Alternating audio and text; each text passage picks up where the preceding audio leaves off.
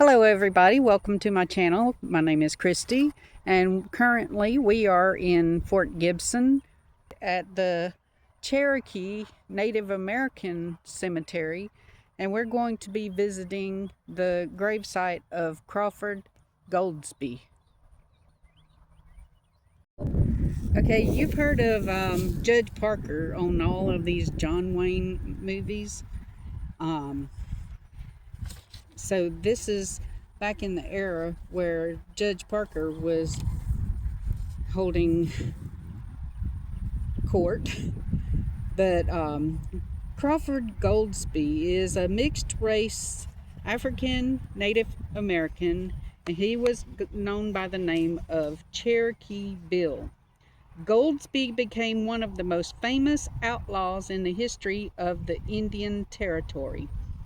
Goldsby was born in Fort Concho, Texas. His father was George Goldsby, a first sergeant of the 10th Cavalry, and his mother was a Cherokee freedwoman named Ellen Beck, an official laundress for the 10th Cavalry at the fort.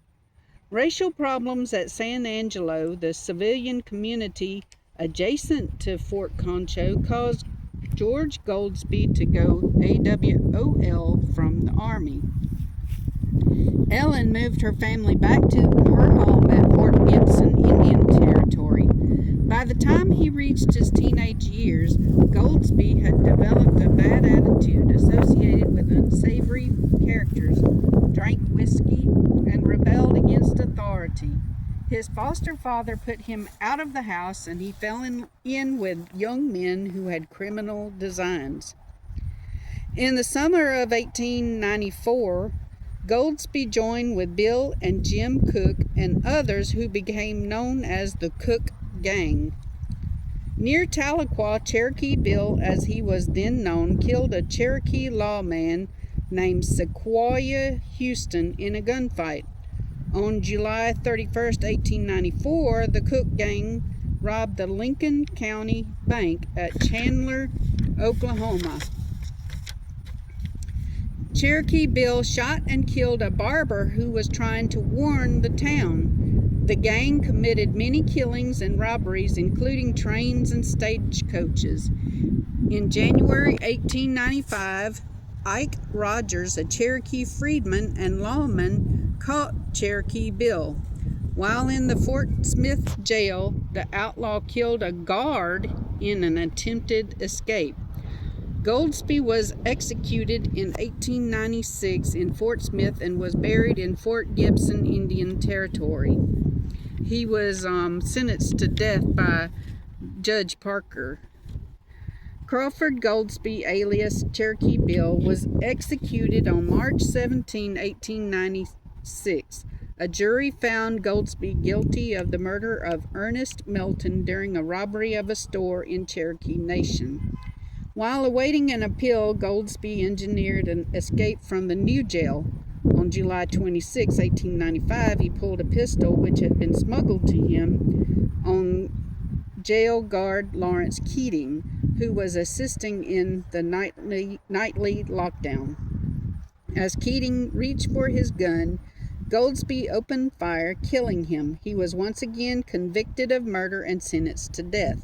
Again, the decision was appealed to the Supreme Court, which upheld the first verdict.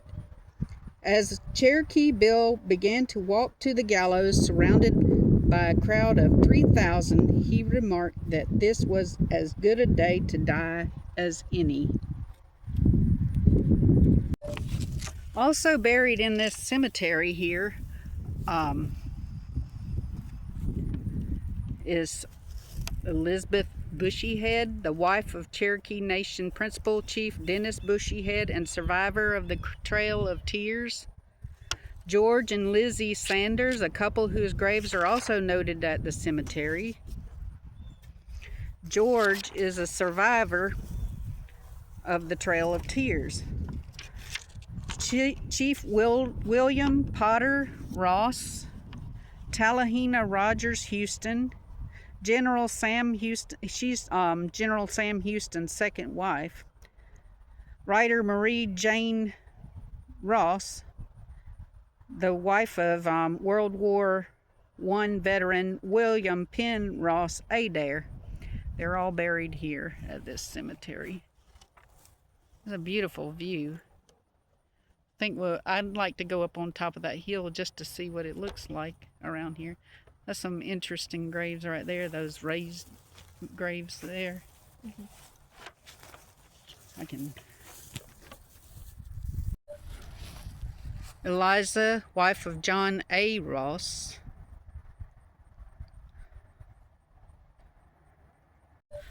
Interesting wrought iron fences. There's Bushy Head, Elizabeth Bushy Head. She was also famous. She was wife of D.W. Bushy Head.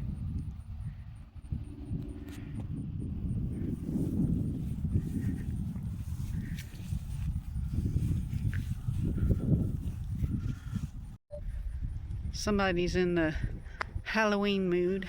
That's pretty cool.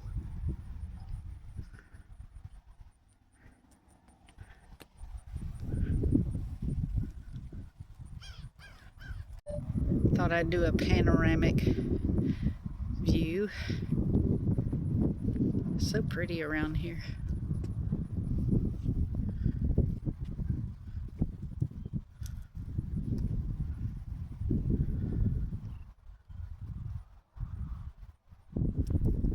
Pretty neat. Jason Lee, Ragsdale. Thought that looked interesting.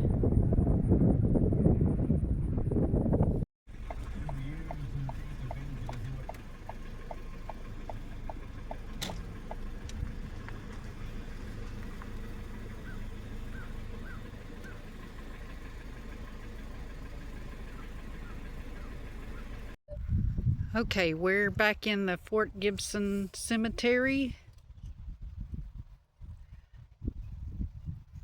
Look at all these graves. And we're in the officers' circle.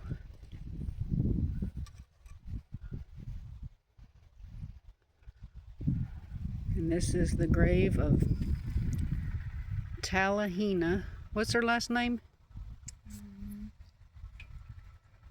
Tiana Rogers Houston.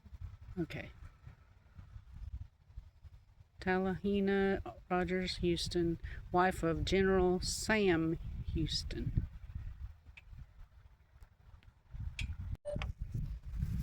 Billy Bowlegs, a prominent leader of the Seminole people and a Union officer in the American Civil War.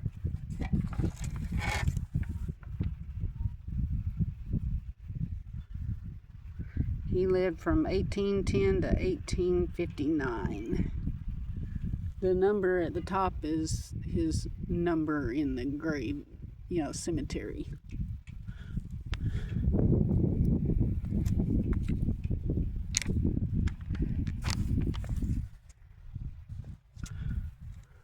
Vivia Thomas, a subject of local legend about a woman who disguised herself as a man to follow her soldier fiancé to the fort in the 1870s.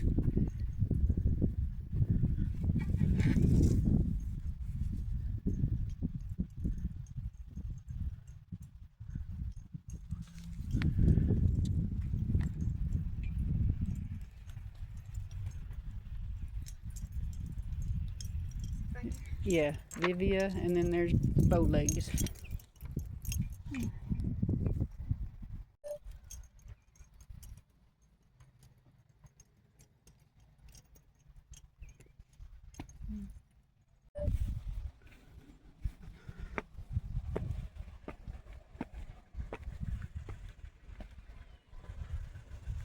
This is a lookout.